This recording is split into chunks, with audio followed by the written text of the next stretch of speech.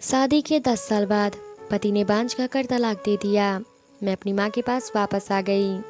माँ के घर की नौकरानी जब रोज सफाई करने आती तो कहती, तुम्हारा नसीब तुम्हारी माँ ने फेरे हैं।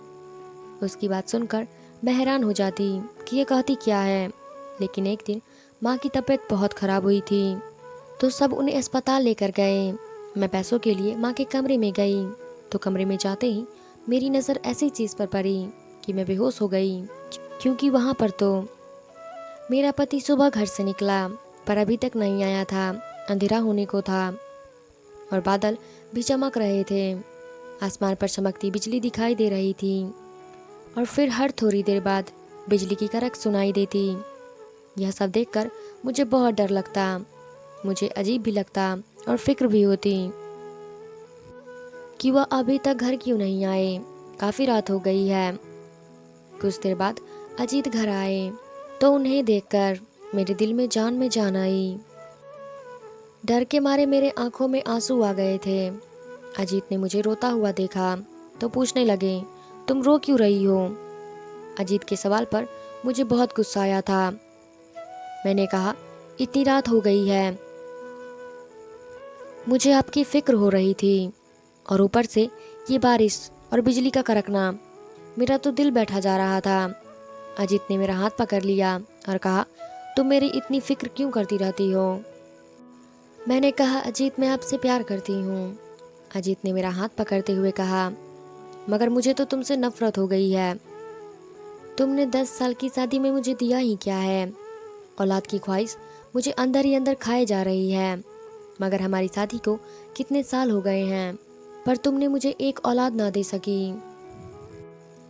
शादी के इतने साल तक मैंने इस बारे में कभी भी तुमसे बात नहीं की कि तुम्हारे दिल को ठेस पहुंचेगी, पर अब बहुत हुआ। कब तक मैं यूं ही बे औलाद रहूंगा? इसलिए ना चाहते हुए भी तुम्हें तलाक देना चाहता हूँ। तुम चाहो तो अपनी माँ के घर वापस जा सकती हो, मैं वहाँ तलाक के पेपर भिजवा दूंगा। अजीत की बात सुनकर मैं हक्का बक्का रह गई कि अचानक अजीत को क्या हो गया है। मेरी आंखें आंसुओं से भर गई थी। मुझे अजीत ने ऐसे जुर्म की सज़ा सुनाई थी जिसमें मेरा कोई कसूर नहीं था।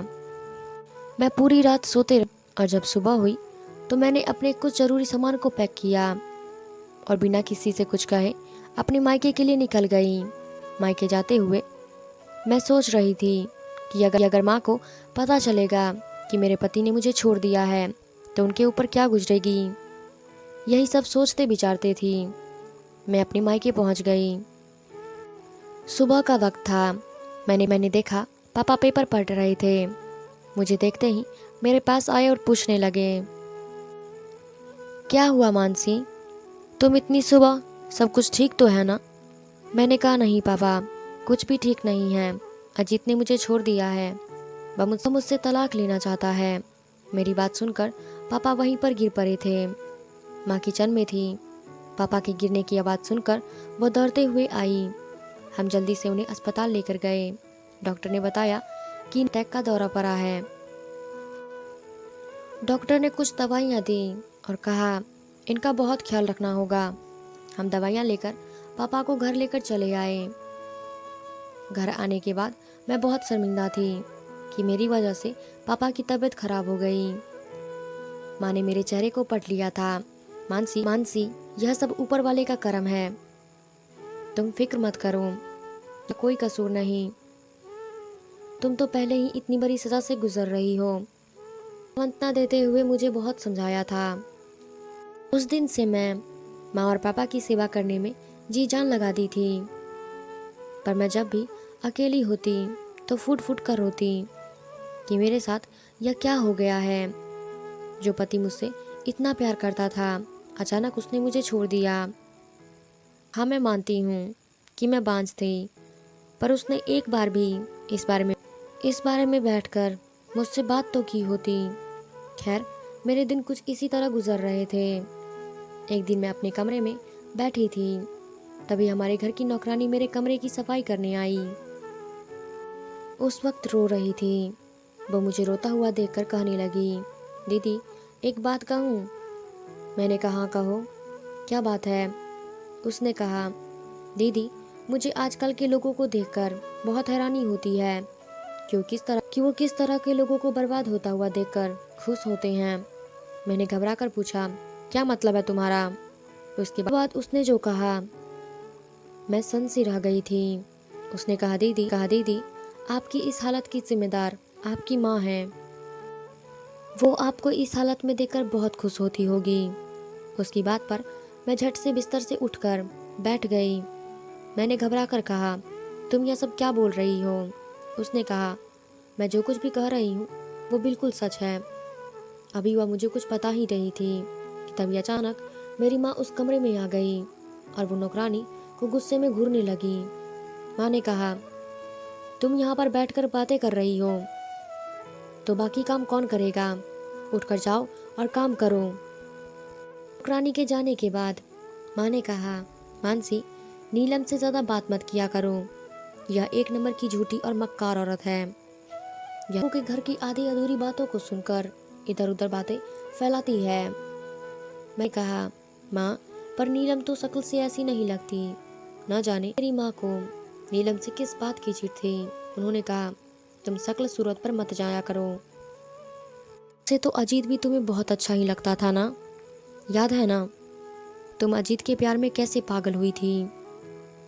और अपने पापा की भी बात तुमने नहीं सुनी थी और हमारे लाख समझाने के बाद भी तुमने उससे शादी कर ली। समझाने के बाद भी तुमने उससे शादी करने के लिए हमें मना ही लिया। और अब देखो उसने तुम्हारे साथ क्या किया। तुम्हारे प्यार का क्या उसने मान रखा? औलाद तो बहुत लोगों को नहीं होती है, तो क्या वह अपनी पत्नियों को छोड़ देते हैं? माँ की बात सुनकर तो मैं कांप गई थी। फिर वो जोर से दरवाज़ा बंद करके बाहर चली गई थी। माँ ने मुझे मेरे पुराने दिनों की याद करवा दिया था, जिसको मैं कभी भी याद करना नहीं चाहती थी। मुझे वो ज़माना आज भी याद है जब मुझे अजीत से मोहब्बत हो गई थी। मैं और अजीत एक ही कॉलेज में पढ़ा करते थे। एक दिन अचानक तेज बारिश हुई और फिर बादल गरजने लगे थे। मैं बहुत ज़्यादा डर गई थी। कॉलेज में सब लोग मेरा मजाक बनाने लगे थे। तब आगे बढ़कर अजीत ने मेरा साथ दिया था। वह मेरा क्लासमेट था। उसने कहा, मेरी छोटी बहन भी बिल्कुल तुम्हारी ही जैसे बादलों के गरजने से डरती है और वह मेरे मन को बहलाने के लिए ऐसी बातें करने लगा। मैं बादलों के गरजने से बिल्कुल भी डरूं। अजीत ने उस दिन बहुत ख्याल रखा और मैं उसके इस रवैये से बहुत खुश हुई थी कि कोई तो है जो मुझे समझ सकता है, वरना सभी तो मेरा मजाक बनाने में ही लगे हैं। फिर यूं हमारी दोस्ती हुई और धीरे धीरे यह दोस्ती प्यार में बदल गई। उस दिन से अजीत मेरा बहुत ख्याल रखने लगा और यूं साथ पढ़ते पढ़ते हमारी पढ़ाई पूरी हुई। पढ़ाई के बाद मेरे घर में मेरे रिश्ते की बात चलने लगी। एक दूर के रिश्तेदार में मेरी शादी मेरे पापा ने तय कर दी थी। पापा का फैसला सुनकर मेरा दिल घबराने लगा और मैंने तुरंत अजीत के पास फ़ोन कर दिया और मैंने उससे बताया कि पापा ने मेरी शादी कहीं और तय कर दी है, लेकिन मेरा दिल बहुत घबरा रहा है। मुझे कुछ समझ में नहीं आ रहा कि मैं क्या करूं। मेरे इस बात पर अजीत हंस पड़ा और कहने लगा, क्योंकि तुम मुझसे प्यार करती हो इसलिए मैं तुम्हें समझ में नहीं आ रहा है, लेकिन यह बात तुम कह नहीं पा रही हो। अजीत ने यह सब कहते हुए मुझे प्रपोज कर दिया। मैं खुशी के मारे झूम उठी और जल्दी से फ़ोन रखा और बाहर निकल गई और अपनी माँ को ढूंढने लगी। देखी तो माँ कमरे में बैठी हुई थी। मैं जल्दी से उनके पास गई और कहा, माँ, अजीत ने मुझे प्रपोज कर दिया है, इसलिए आप लोगों ने जो रिश्ता मेरे लिए तय किया है, बल्कि अजीत से शादी करना चाहती हूँ, जो मेरा क्लासमेट है। मेरी इस बात पर माँ ने जोरदार थप्पड़ मेरे गाल पर रख दिया था और कहा, अच्छा, तो तुम अपने बाप की मर्जी के खिलाफ जाओगी? भूल कर भी मत सोचना। माँ का यह रवैया देखकर मैं बहुत दुखी हुई थी, क्योंकि उन्होंने आज तक मुझ पर हाथ नहीं उठाया था। मैं रोती बिलखती अपने कमरे में चली गई थी और रैप को कमरे में बंद कर दिया। पापा घर आए तो उन्होंने मेरे बारे में पूछा। माँ ने उन्हें बताया। वो मेरे कमरे में आए और मुझे पूछने लगे, तुमने अपने आप को बंद क्यों कर लिया है? उन्हें देखकर मैं फूट फूट कर रोने लगी। बात सुना दी। पापा ने कहा, बेटा, पर मैं उन लोगों को जुबान दे चुका हूँ, तुम्हारी शादी अब वहीं होगी। मैंने कहा, पापा, चाहे कुछ भी हो जाए, मैं अजीत से बहुत प्यार करती हूँ और उसके बिना नहीं रह सकती। पापा कुछ कहे बगैर ही मेरे कमरे से बाहर चले गए थे। तो दोस्तों, हमारी आज की कहानी का पार्ट 1 ख़त्म होता है। उम्मीद है कि आपको ये स्टोरी का पार्ट 1 बहुत अच्छा लगा होगा। आगे की स्टोरी देखने के लिए हमारे इस चैनल से जुड़े रहें।